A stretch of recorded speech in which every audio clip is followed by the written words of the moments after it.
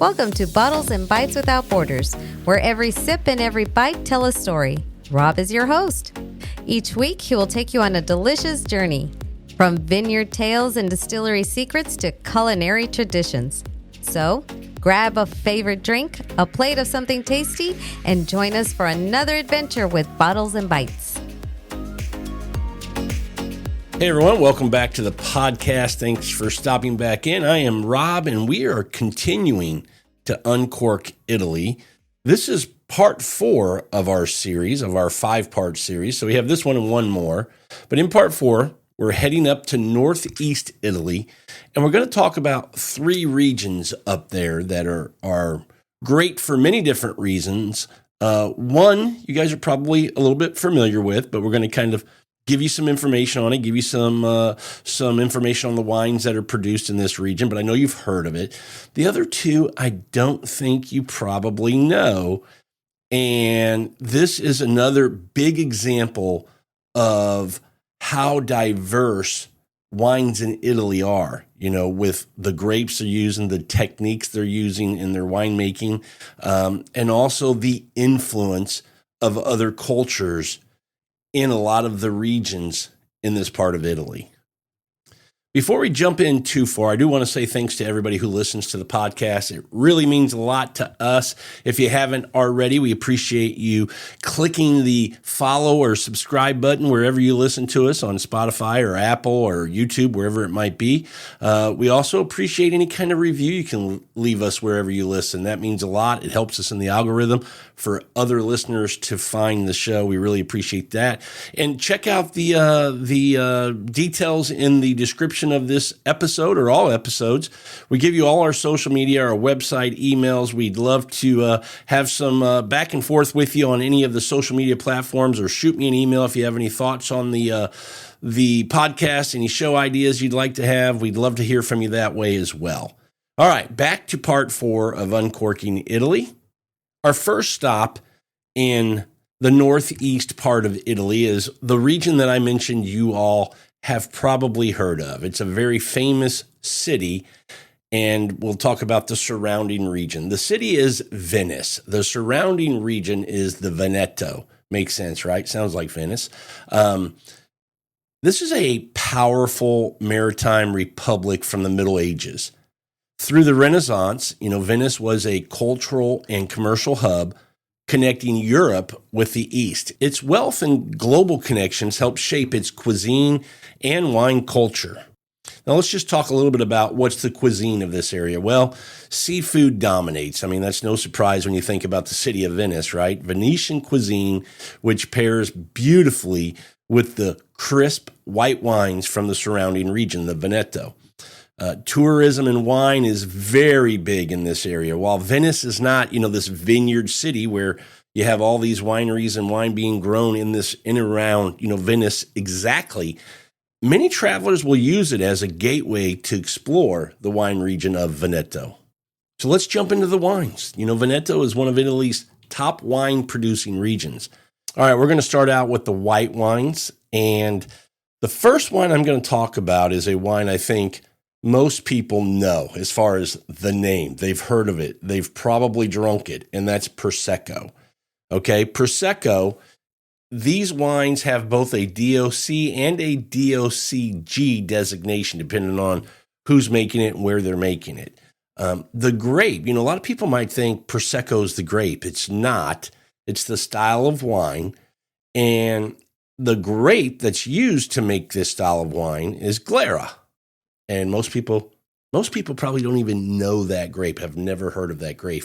Again, this is another one of those reasons why Italy is so cool, because there's so many indigenous grapes that make great wines. So where is Glera grown? Well, it's grown in the hills north of Venice, and especially in, here we go again, folks, prepare to chuckle, Congigliano Valdobbiadene. This is a Prosecco Superiore DOCG. So this is kind of this high quality Prosecco, if you will. And if you've never had a Prosecco and you're wondering, well, what is it? Well, it's a sparkling wine. It's fresh. It's fruity.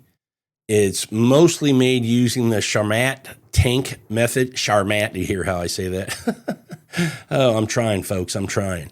A lot of times this is the perfect pairing with Venetian tapas, seafood, or just, sipping by the canal if you're in Venice or by the pool if you're at your home.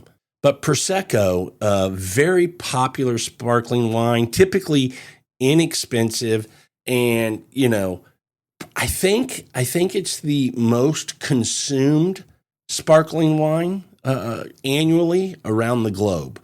And a lot of that is due to the method and the cost, right? It's not expensive, but you still get to enjoy, air quotes here, bubbles, if you will.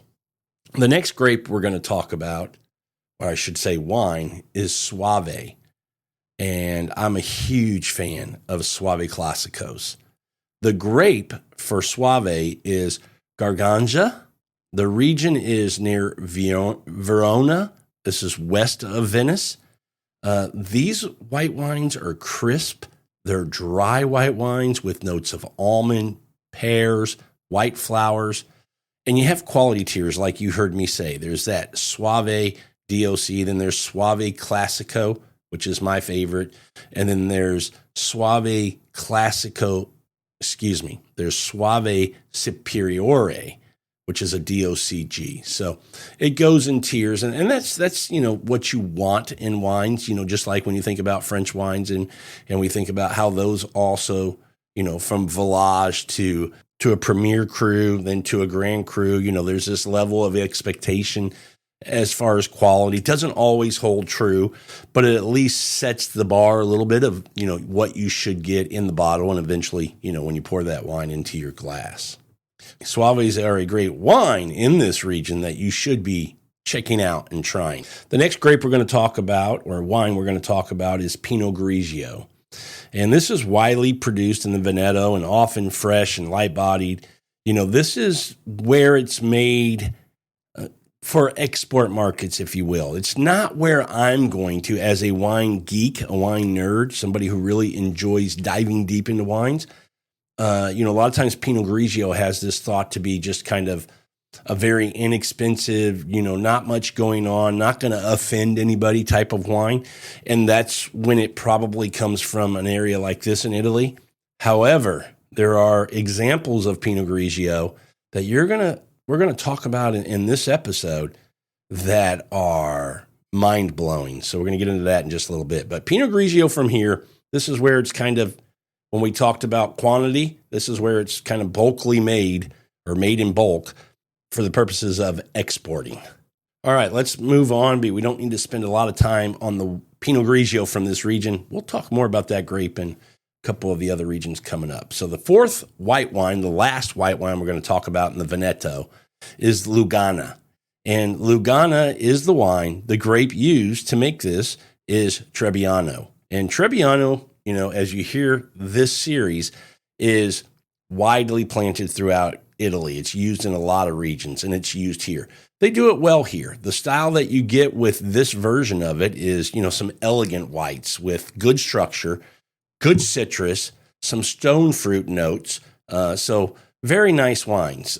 This is probably a little tougher to find when you're, here in the States and looking for Trebbiano, this version of it, the Lugana.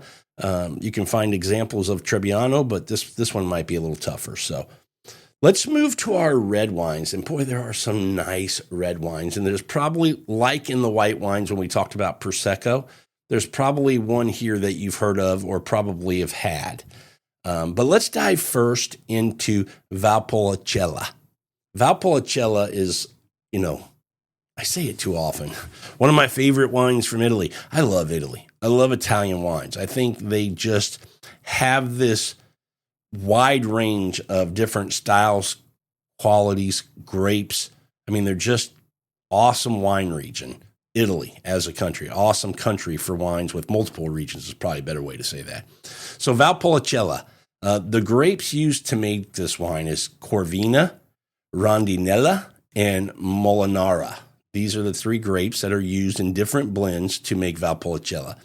This wine is light to medium bodied. It's red with cherry and herbal notes, and it's just a fun drinking wine. It's something that, a lot of people don't have, but if you open one of these up, I think it's pleasing to most palates. Most people are going to like this wine. So it's fun to go out, especially if you're like me and you like to explore in wine.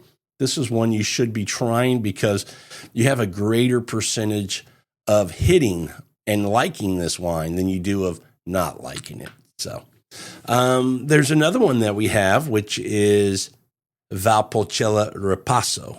And this is kind of, I guess people call it the baby Amarone. So the secret is exposed, right? So there's another wine that most of you have probably heard of coming from the Veneto, and that's Amarone. And this is what they call the baby Amarone. It uses Amarone grape skins to add body and complexity to regular Valpolicella.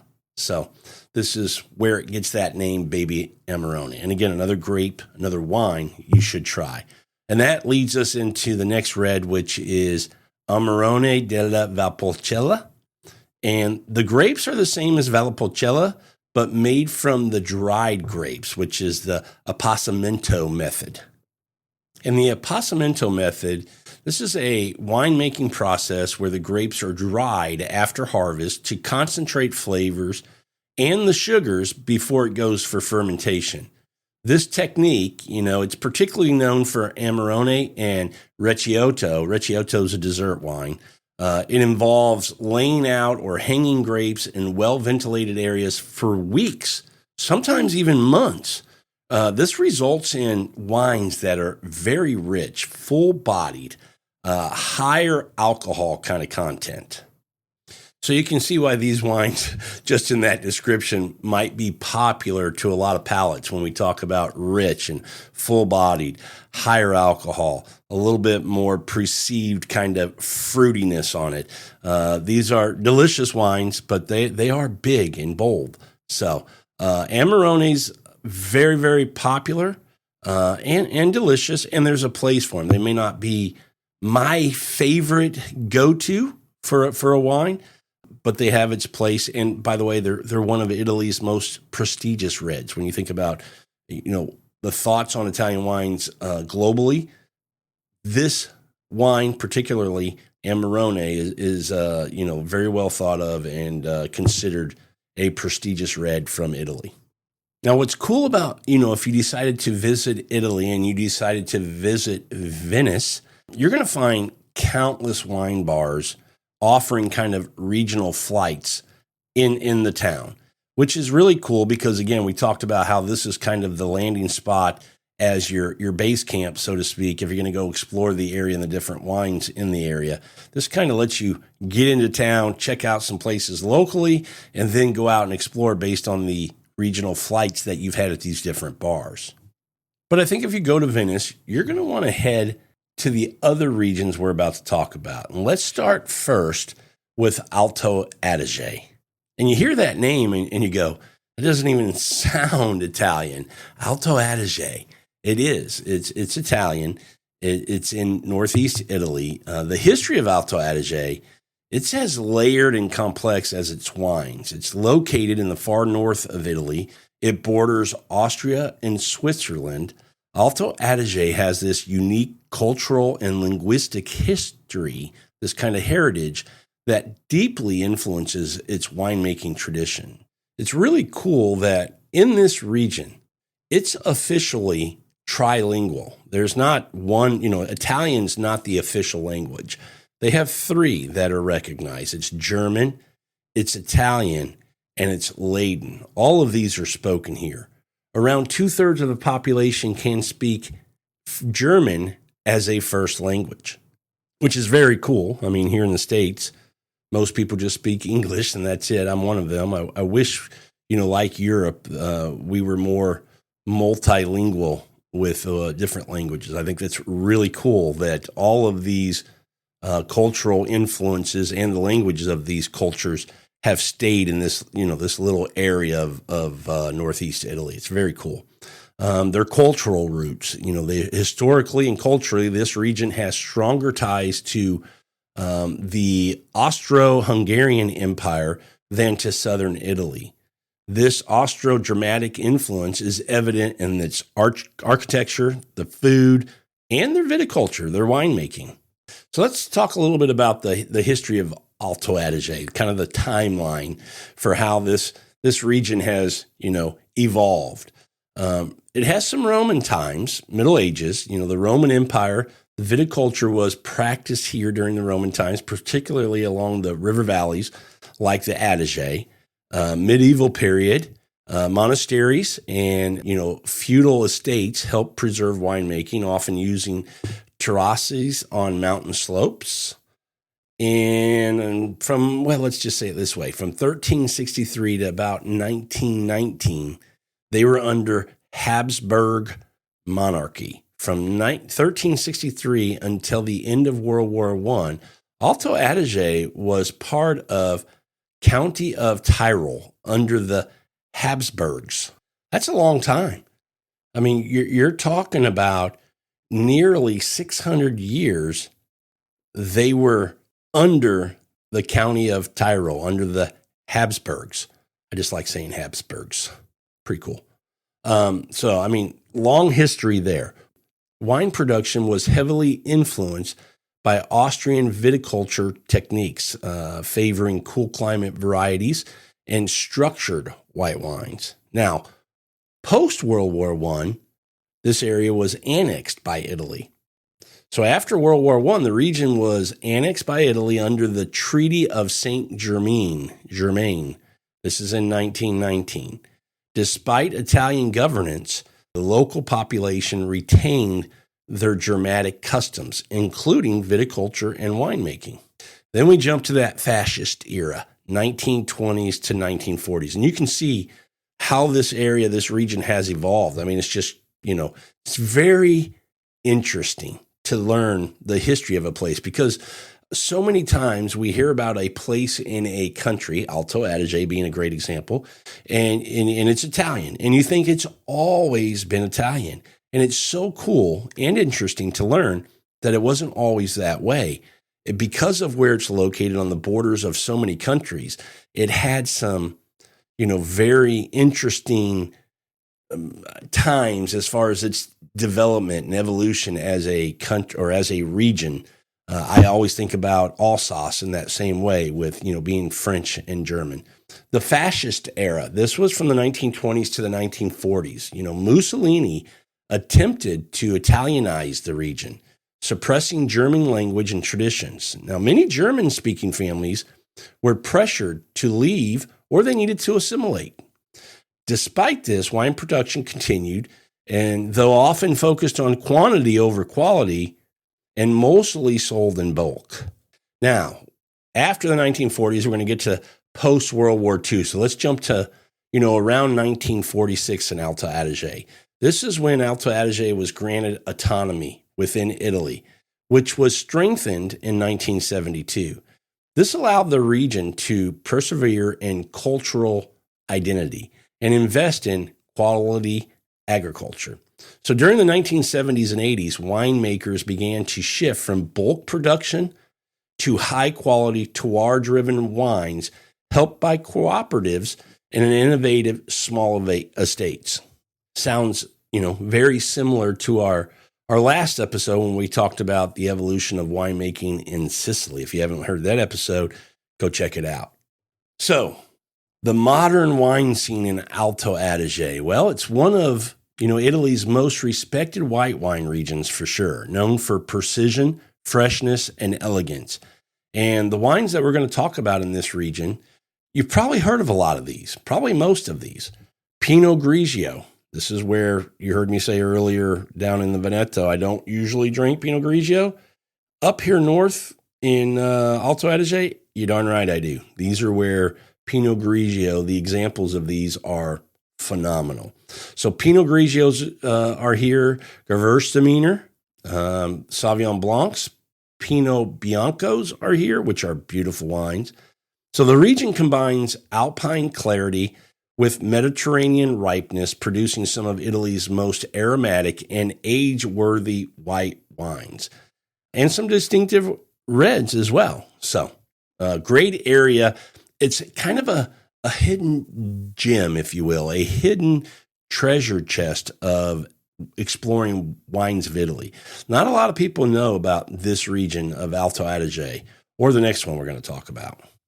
So I kind of went over the grapes in this region. I left off two, and I left them off intentionally because I want to kind of go over those with you. But I'm going to quickly talk about three grapes, the two that I haven't mentioned yet, and Pinot Grigio. These are the wines, the white wines, that I absolutely love drinking from this region. And, what makes Pinot Grigio special to me in this part of Italy, in Alto Adige? Well, it's a lot to do with the terroir and the climate. First of all, high elevation vineyards. We've got, 300 to 700 plus meters above sea level, which gives the wines, some freshness, some tension, very bright acidity. You also get these warmer days and these cooler nights, and we all know how that is good for grapes, good for winemaking. So in the alpine foothills, this helps develop aromatics while preserving that balance, right? That acidity doesn't just get overblown with alcohol. Soils vary from limestone and dolomite to volcanic and sandy alluvium, each contributing, different texture and minerality characteristics to these wines. So I love Pinot Grigio from this area. Compared to mass market Pinot Grigios, let's think from Veneto, even from Friuli, Alto Adige examples are more structured. They're more full-bodied. They're brighter in acidity. They have more mineral and complex. And, when you're a wine nerd, this is, check, check, check, check. This is what we like. Some of the typical tasting notes of the Pinot Grigios are pear. Well, let's just talk about on the nose, I should say, aromas of pear, white peach, citrus zest, apple blossom, some crushed stones. On the palate, they can be dry, they can be fresh and crisp with a clean, elegant finish. Subtle almond or spice notes can be found. Some producers ferment or age in large neutral oak or acacia barrels, giving some extra depth and creaminess to these wines. And, Alto Adige Pinot Grigio is among the best in the world. I mean, it's closer in quality and profile to a fine Alsatian Pinot Gris than the generic versions that you might find coming from other places around Italy. So these wines offer, more concentration, length, age-worthiness, especially from the top producers in single vineyard bottlings. Okay, we're going to talk about these two grapes.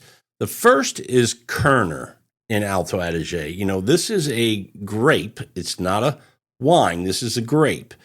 And this comes from a German gentleman in 1925 kind of created this grape. His name was Justinus Kerner, and he was a poet and a physician who wrote about wine. But what he did was he crossed two grapes. If you think about, Sauvignon Blanc and Cabernet Franc, these are the two grapes that were crossed to make Cabernet Sauvignon. Well, he did a similar thing with Trollinger, a red grape, and Riesling, a white grape, and that's how he came to create Kerner. Now, it's named after him. Where does it thrive? Well, it does well in high elevation. So most times you're going to see these vines at 700 to 900 plus meters where, cool nights really preserve the acidity. And you heard me say, this is a cross with Riesling in it. And if you've had any Rieslings, you know how acidity plays such a huge role in Riesling wines. Well, that's here and evident in this wine as well, in Kerner. So it's often planted on steep slopes in areas of Alto Adige like Val di Larsco. Just butchered it. Yep, sure did. But this is a wine that, it's fun. It's fun to open this up. About 2 weeks ago, I was doing a little wine tasting with some wine guys here in Houston, and I was mentioning this wine to them. We were talking about whites that we really enjoy that, aren't those well-known traditional kind of white grapes. And I mentioned Kerner, and they kind of thought it was a wine. That was the name of the wine, not actually the grape. But when I exposed this to them and actually opened a bottle, they were blown away with how good this is. But my point is, it's really cool that, you can find these kinds of wines all throughout Italy. I mean, Italy, greatest country to drink wine in my opinion. So let's talk about Kerner. What's the wine profile for Kerner? Well, it's very aromatic and expressive. I mean, when you think about it, it's combining, Riesling's finesse with just a little bit more body when you get that from the Trollinger. It's got this kind of peach, apricot, white flower.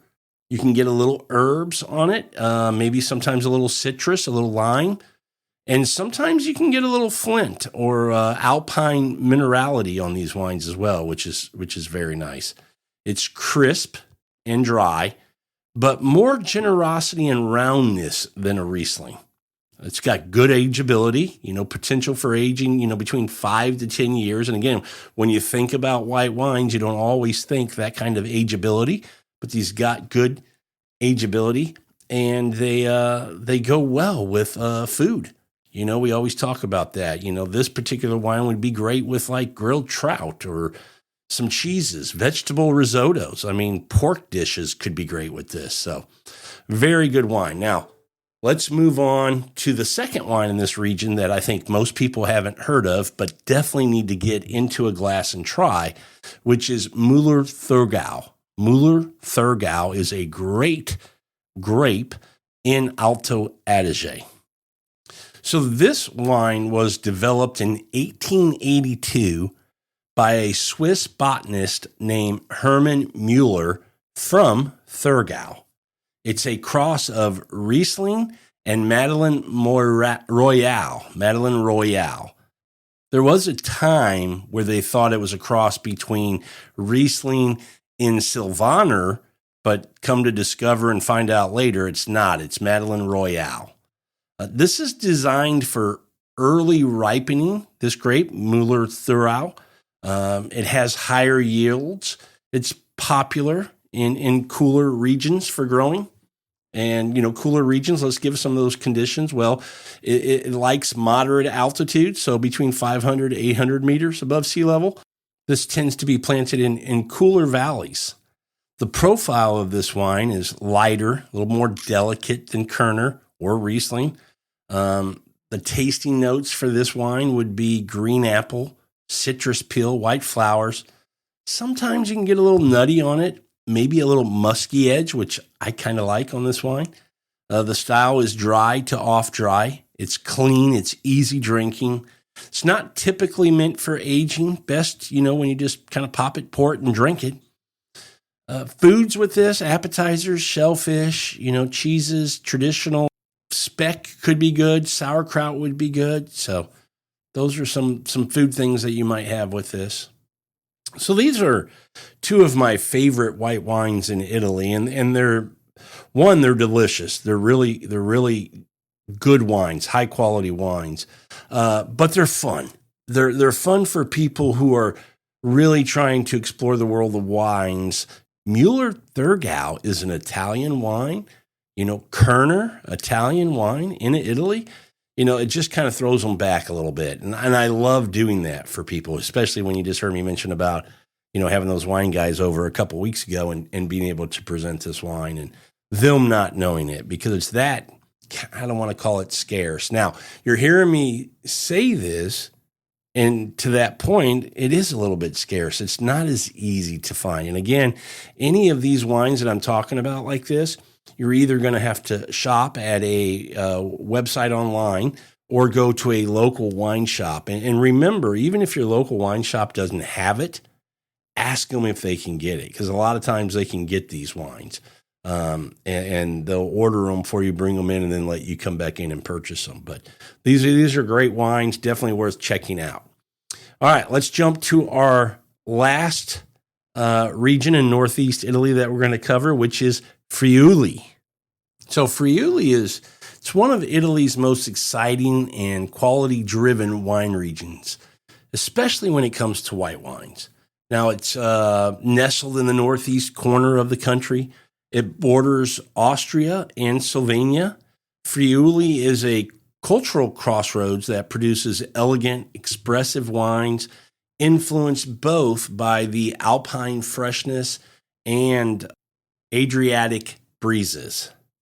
So why would I bring up this region as a place we need to check out and drink some wines from? What makes it unique? Well, it has this great cool climate, and we all know that in wine, acidity is, one of the big things that we want. I mean, if you're not hooked on acidity right now as you continue your wine journey, at some point you're going to get the bug, and acidity is going to be something you want in your wines. And cool climates are where you get that, and Friuli is in a cool climate. So it helps preserve that acidity and also the aromatics of these wines. The big diurnal shifts each night, warm days, cool nights. This is a big help for these wines as well. And the marl and sandstone soils, Ponca, in the Collio and the Colli Orantini zones add structure and minerality. So these are a tradition of meticulous vineyard work and modern winemaking techniques in this region that really make it very cool for what they're doing with wine. They're pioneers of stainless steel fermentation. They're the ones who kind of really got into it in this region. So I'm going to hit for you the grapes of this region, and then we're going to talk a little further on a few of these that I think are just, the ones you really need to seek out and look for. All right, let's talk about the white grapes of this region. Friulano is a white grape, and honestly, never had it, never seen it, but it's a signature native grape to this area. It's supposed to have, this freshness to it, these herbal notes, a little bit of almond in it. It's the flagship white wine of the region. And it might be that I've just never seeked it out. Probably don't know a lot about it. Haven't been exposed to it at wine tastings. So I need to do that. I need to look this one out. But that's the first one. This is the signature, the flagship white wine grape of the region. Sauvignon Blanc. These are intensely aromatic from this region. Grassy, citrusy. I would say Friuli makes some of the best Sauvignon Blancs you're going to find, especially in Italy. But I would say, do a fun little exercise of getting some Sauvignon Blanc from Friuli and comparing it to what you get from, say, Sancerre. That would be a fun tasting for a group one night. Here's where I start to love wine again, or not love wine again, but love Pinot Grigio, this wine again. Pinot Grigio in Friuli is one of my favorites, just like Alto Adige. It's a little richer here. It's more structured than versions from Veneto, where we talked about that already. Often these can be aged on the lees for texture. So that's where you're going to get that body, that weight, kind of that richness to it. Love Pinot Grigios from Friuli and from Alto Adige, as we've said. The next grape is one of my favorite grapes, one that I've fallen in love with a few years ago, Ribolla Gialla. So this is an indigenous grape, and it's to the border region with Slovenia. This is a high-acid grape. It's citrusy, sometimes used in orange wine production. It's a grape that first sip, I fell in love. I went, man, this is fantastic. So definitely something that you can see on the shelves in stores at local wine shops, specialty wine shops. And I'm telling you, if they don't have it, then you need to ask about it because they can probably get it for you. Malvasia is another wine that's here. Malvasia Istriana. It's an aromatic and floral wine with stone fruit and some herbal complexity. And Chardonnay's up here, in this cooler climate. We always talk about how Chardonnays can do well in a cool climate. And in this region, they do well, often very elegant, sometimes used in blends or barrel-aged versions. But Chardonnays are definitely something that you can get in this region that are very cool. Now, whites dominate when we talk about Friuli. I mean, this is just really a dominant white wine region. If you think back to part one of this series, we talked about how in Tuscany, reds dominate. Well, this is kind of 180 degrees of that. Whites dominate up in Friuli, but they do have red grapes. And let's talk about these. And I'm going to tell you very honestly, I'm not super familiar with these grapes. As far as the reds, I've not had a lot of them. The second one I'm going to mention I have, but bear with me on pronunciation. The first red grape we're going to talk about is Refosco dal Pinucleo Rosso. This is a native grape, a native variety. It's dark fruited, spicy, and has some, call it rustic type tannins. Chipopontino. This is the only one that I've had, which is a rare and aromatic wine with black pepper and wild berry notes. And then you have Pignolo, which is a structured, age-worthy red. It's a cross between Sagrantino and Nebbiolo. Now, if you know Sagrantino, this is a big wine. This is from Umbria. That's a big wine. If we know Nebbiolo, it also can be a very tannic wine. It's not as heavy as far as color and skins, but this is a cross between those two. So if you know those two wines, to try to imagine what you're going to get from that as a child, I mean, that would be fun to try. I've never had it. I'd love to try it. But here's two grapes that is, pretty well known around the globe that are also grown and used in this area in Friuli. That's Merlot and Cabernet Franc. These are widely planted. And if we know these two grapes, we know that they're elegant. They're often, blended with local grapes, and that's what they do mostly in this region. So Friuli may not be the first region, or for that matter, Alto Adige as well, when it comes to thinking of wines from Italy. But these are treasure troves, of precision, well-crafted whites, rare indigenous grapes that you've never heard of, mostly, and some, very cool, very daring winemakers that are doing some very, nice things up in this area. So whether you're into classic clean styles or avant-garde orange wines, Friuli rewards curiosity, and so does Alto Adige. All right, next week we head into the heart of Italy, the rolling hills and historic towns of central Italy, where we'll explore regions you might not know well, just kind of like up here. We'll hit areas like Umbria, Lazio, La Marche, but trust me, these wines are hidden gems. Think Sagrantino with grip, Verdicchio with finesse, and Trebbiano. That's anything but boring.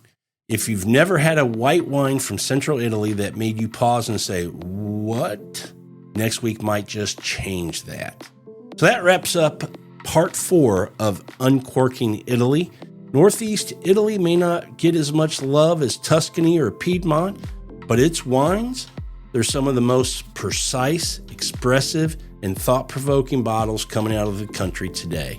Whether you're sipping a mineral-driven Pinot Bianco from Alto Adige or driving into a skin-contact Ribolla Gialla from Friuli, you're tasting centuries of tradition and innovation in every glass. If you try something from today's episode, tag me at Bottles and Bites Without Borders. All of my contact information, socials are listed in the description. And let me know what you think about it, especially if it's your first time trying a wine from Alto Adige or Friuli. That wraps up this episode. Until next time, drink boldly, pair thoughtfully, and stay curious. Cheers, everybody.